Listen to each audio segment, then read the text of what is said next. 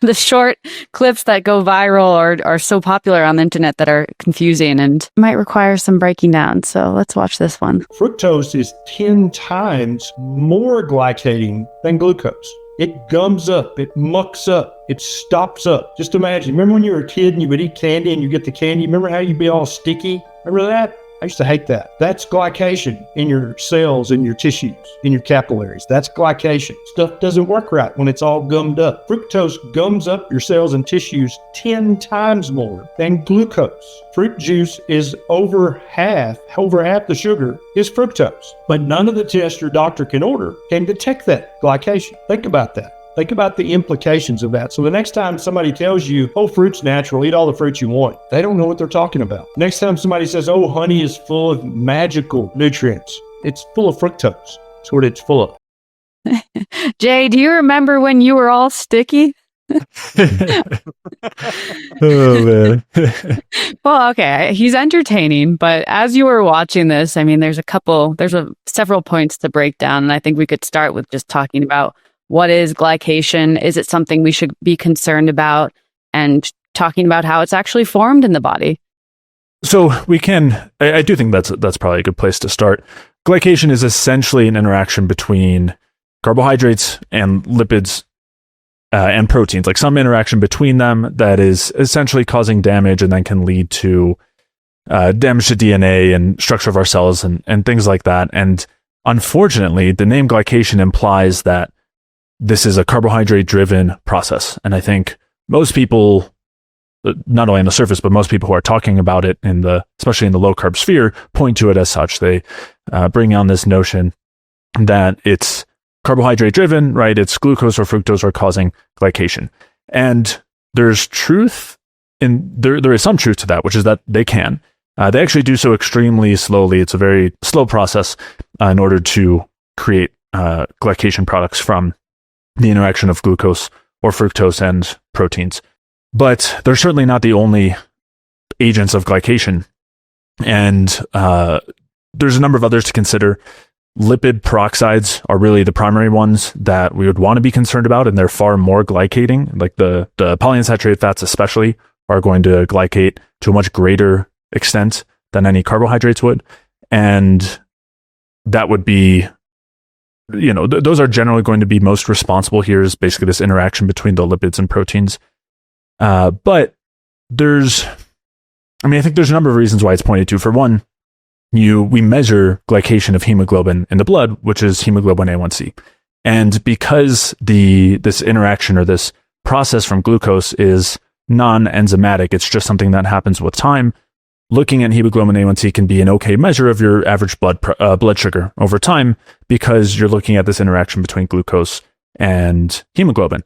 But this kind of brings on the idea that most glycation is that, like, it's happening in the blood, and it's this interaction between sugar in the blood and other components of either the blood or like the blood vessels. But the reality is that most glycation actually occurs inside our tissues. It's not actually as related to what's going on in the bloodstream so much. And there's a number of different agents that cause glycation. You do have the sugars, but and the polyunsaturated fats, as I mentioned, but you also have these various intermediates, which are called dicarbonyls, which are many, many times more glycating than any carbohydrate by far. So, as an example, a number of different dicarbonyls are as much as 20,000 times more reactive than glucose in terms of their ability to cause glycation. So, we're talking about very different levels here. Yes, it's actually true. There are in vitro studies showing that fructose is almost or nearly 10 times as glycating as glucose. But even so, we're talking about a process that's still occurring very, very slowly and is a very, very minor contributor to glycation compared to other compounds that we want to be concerned about that, again, are 20,000 times as reactive as glucose in terms of forming glycation. And again, just kind of circling back into the big picture, many people are familiar, well, maybe some people are familiar with what are called AGEs, advanced glycation end products, and these are basically associated with things like DNA damage and tissue damage and protein damage. And so it is something to be aware of, but the idea that these are driven by carbohydrate is really a very small piece of the picture. We're not looking at the rest of it, which I would say is far more relevant.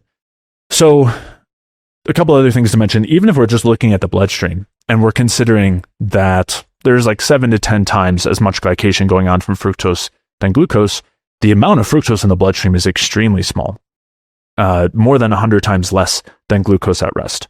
And so even if you are concerned about glycation from glucose and fructose, the amount of fructose is so small that it's still not going to be very concerning there. And even after extremely large doses of fructose consumption, there are studies where they do as much as 75 grams of fructose consumption at once, which is a lot. That would be the equivalent of maybe like 4 sodas, give or take, 3 or 4. And even then, the peak of fructose levels in the blood was 7 milligrams per deciliter. And as a, like kind of on average, or like a healthy blood glucose, let's say, is like 85 or so. So you're talking about still, after a huge fructose load, levels that are 10 times less in the blood than glucose. So even if you're concerned about fructose glycation of being 10 times as great, the reality is the levels in the blood are going to be so much lower that it's not any more concerning, so to speak, than glucose would. And the other point that I think is so important to mention here, and to be honest, I think it's one of the most pervasive ideas and like areas of ignorance in the low carb space. And, this coming from someone who was in that space and thought the same thing, but is this idea that people who are not low carb don't understand that there are potential problems with hyperglycemia or hyperinsulinemia, and that diabetes involves those things, and that that's going to lead to higher A1C. It's almost like there's this disconnect, that this assumption that people don't recognize that. But the reality is that what we're actually saying is you can consume carbs and still have low blood sugar, still have low A1C values, not like pathologically low blood sugar, like healthy blood sugar levels. And that's what we're encouraging. We're not encouraging this idea that we just want to have massive blood sugar spikes all the time and keep our blood sugar up, at 200 milligrams per deciliter by constantly having carbohydrates. The reality is actually having the carbohydrates helps with insulin sensitivity and helps to keep your blood sugar lower on a consistent basis. So that's one thing to mention. And I guess the last thing I'll mention here, there's a lot more to dig into, but I'll let you go ahead, Mike, is that if we're concerned about glycation happening more in the tissues, which is more of where it happens as opposed to the bloodstream, the consumption of fructose is really not a concern there, because fructose does not tend to stay as fructose inside the tissues. Most fructose is taken up by the liver, and then over 90% of it in most cases is converted to glucose, glycogen, or lactate, and then sent out to the rest of the tissues. So even if you were concerned about the in vitro glycating effects of fructose in tissues, that's really not going to be a concern, because fructose doesn't stay as fructose. It gets converted to other things, or it starts to be used to produce energy. So when you're consuming fruit, there's not all this fructose sitting in your blood. There's not all this fructose sitting in your tissues, just damaging and gumming things up. It's a nice story, again. It's a nice idea that you eat a lollipop and then you have the sticky mess just left inside your tissues. But the reality is that that's not at all the case. Mike, jump on in. What was your reaction to this? I mean, I think there's a fundamental, I think this is like a little factoid that we get, which is true, right? So fructose is 10 times more glycating than glucose. On its face statement, like that's 100% true. We see that in the research. But it's like, in the context of the body, does this even matter? I think Jay pointed out, and this doesn't really matter. There's studies looking at fasting glucose or fasting fructose levels, even in diabetics. And what we're looking at is 0.21 milligrams per deciliter. And to put that in context, so you have 0.21 milligrams per deciliter of fructose. A typical fasting glucose level is going to be like, ideally you want in the 70s to 80 milligrams per deciliter, 70s and 80s. So many times more amounts of glucose. So even to sit here and argue that fructose is more glycating than glucose is absolutely irrelevant. Like, it doesn't matter, especially in the context of dietary intake, and especially in the context of metabolism of fructose, right? So that's the first thing. The next thing is that the driver of carbohydrate-based glycation is typically due to metabolic dysfunction. So what winds up happening is you have hyperglycemia, you have issues in glucose metabolism. The carbohydrate glucose gets fed into glycolysis. And when there's problems in glycolysis or there's problems with utilization of glucose at the cell in general, what you wind up seeing is a shunting of glucose towards the polyol pathway with production of sorbitol and subsequent production of fructose. And then you get at the tissue level, because of the metabolic dysfunction, the changes in glycation. You get increased glycation end products, glyoxylate and methylglyoxal. So the problem is not necessarily carbohydrate intake. The problem, and you see this in diabetics, even if they have high fasting glucose levels and they don't have carbohydrate intake, it's the metabolic dysfunction predisposes a shift towards glycation, not necessarily the carbohydrate intake driving the glycation acutely in each circumstance. So I think this is the fundamental thing to pay attention to. And another thing to point out is some of the best tests we have to measure glycation are fructosamine and hemoglobin A1C. And one of the primary proponents of a low carbohydrate diet, like a ketogenic carnivore diet, is Dr. Sean Baker, and his measure of glycation via his hemoglobin A1C is in the 6s. So he's not eating any carbs, yet he is heavily glycating his hemoglobin, and that's a non-enzymatic reaction. And that, again, is because of changes in glucose metabolism at the cell, whether he's eating the carbs or not. So I think the fundamental problem that we're looking at is really what's going on with the glucose metabolism, not are you having carbohydrates or not, and then that's just driving glycation, because that's clearly not the case. You can look at studies where people improve their hemoglobin A1Cs even with carbohydrates present inside the diet. So I think those are the first two important points for me, is that how much one thing glycates the other is kind of like how much more fructose is glycating than glucose is irrelevant, because in the body you're never going to have high blood levels of fructose, and you will only see higher tissue levels of fructose with metabolic dysfunction because the carbohydrates not being used appropriately. The second piece being that the alterations in carbohydrate metabolism is what drives that glycation process. The last piece I want to mention, this tails into what Jay was saying, is on low carbohydrate diets, you actually see increased end products or increased glycating products like methylglyoxal, because of the change in metabolism and the shift towards some of the fatty acid oxidation and ketone production. So even in states where you don't have carbohydrates, even if you're on this ketogenic diet to protect yourself from glycation, you are producing products that drive glycation like methylglyoxal. And this is directly shown in humans. So I think the fundamental piece to understand is what is going on metabolically. That is the central driver, and less so like, oh, I ate some carbs and I glycate. And the one piece I want to back up to here is that I don't think it's borne out in the research that eating carbohydrates drives that metabolic dysfunction.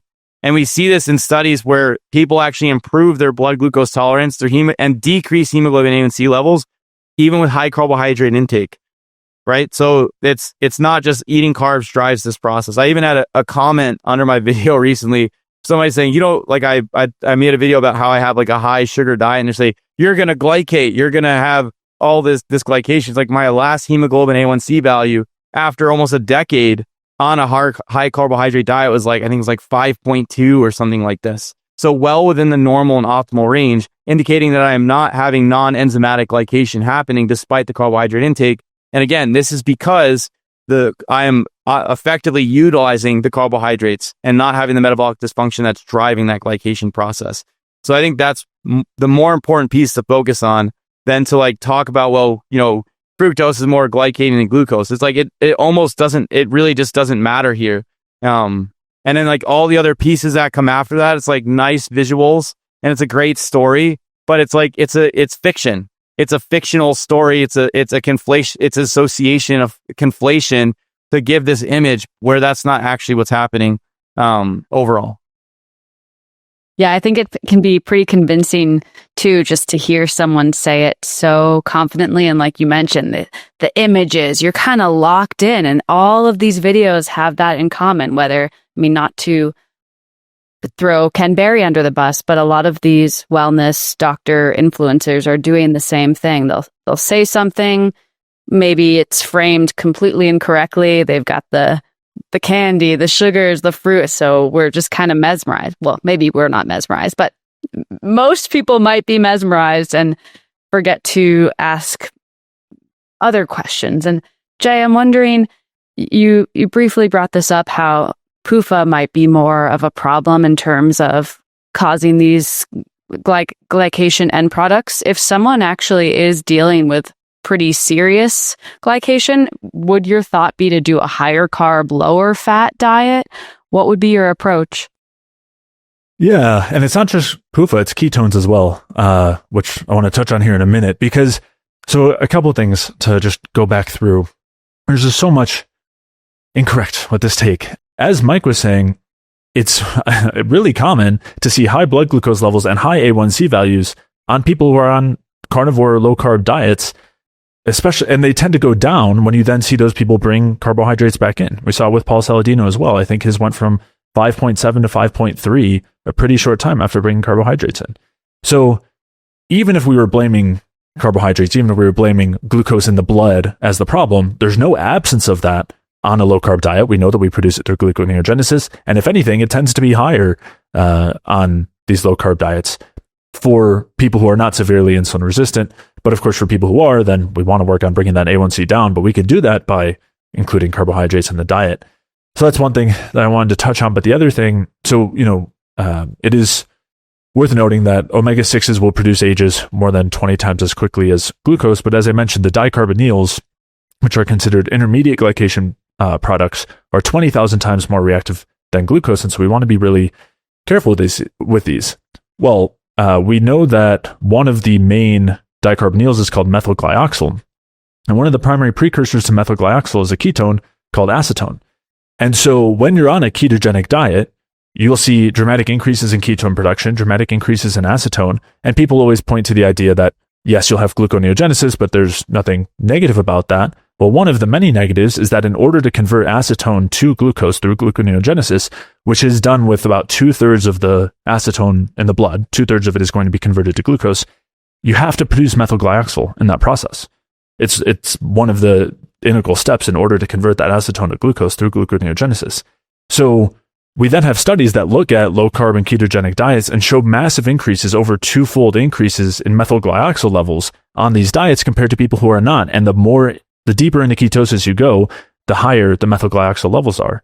And then when you then look at other studies, there's studies on children who are on ketogenic diets, and they see increased levels of lipid peroxidation. Again, presumably due to the actual glycating concerns of these low carb diets. So as easy as it is to weave this story of glycation, of like carbohydrates equal glycation equals damage, we don't actually see that play out. And instead, not only does a high carb diet lower A1C, but we also see that high fructose diets tend to lower hemoglobin A1C as well. Even in people with type 2 diabetes, you still see that providing pretty significant amounts of fructose will lower A1C. There are some studies on rodents that provide fructose, so to speak, and increase age formation, but they fall to the same problems with all of the other research in rodents on fructose, or the vast majority of it, which is that you have insane amounts of fructose feeding. They'll put them on like 60% fructose diets, which is nearly impossible to get. I mean, if you're, in any natural source of fruit juice, sugar, you're getting about 50-50 fructose and glucose. So you couldn't even have a 60% fructose diet. Even if you only ate plain table sugar, you would still have only a 50% fructose diet. So to have these sorts of diets is ridiculous. We don't absorb it well, as Mike was saying, and leads to endotoxin production, which is then actually going to be responsible for a lot of those issues. They have other studies where they do like fructose infusions and find AGEs, but in terms of actual real diets, that's not actually going to be the result. So circling back to your question, if someone was concerned about AGEs, lipid peroxidation, oxidative stress, or general health, I think bringing in carbohydrates is essential to that sort of state. And as far as, I think you were asking, Theresa, about whether to keep the fat low, and I think that would just depend on someone's insulin sensitivity. If someone's struggling on the insulin sensitivity side, it can certainly help to bring that fat down, but it's not necessary. It kind of depends on the individual. Unless they were consuming a bunch of polyunsaturated fat or like processed chips and things like that. Yeah, definitely. I mean, if that was, I would highly recommend against that. Well, I have heard family members actually mention and ask me about their A1C test, and following up with how they're trying to eat less sugar and eat less baked goods. And I think it's really important to discuss the nuance of this for people that are really trying to improve their health. And, they get this test from their doctor and they're really concerned about developing diabetes, or they're pre-diabetic. And and then they take out maybe what could be the most helpful fruits and all the polyphenols and anti-inflammatory compounds that might actually help restore some of their glucose metabolism. If you enjoyed that clip, you'll definitely want to download the free Energy Balance Food Guide. The Energy Balance Food Guide will help you determine exactly what to eat to optimally support your metabolism and help you lose weight, improve your digestion, get amazing sleep, boost your energy, and so much more. The food guide makes it extremely easy to get started with a bioenergetic approach to optimizing your health. So head over to jfeldmanwellness.com/guide to download your free Energy Balance Food Guide.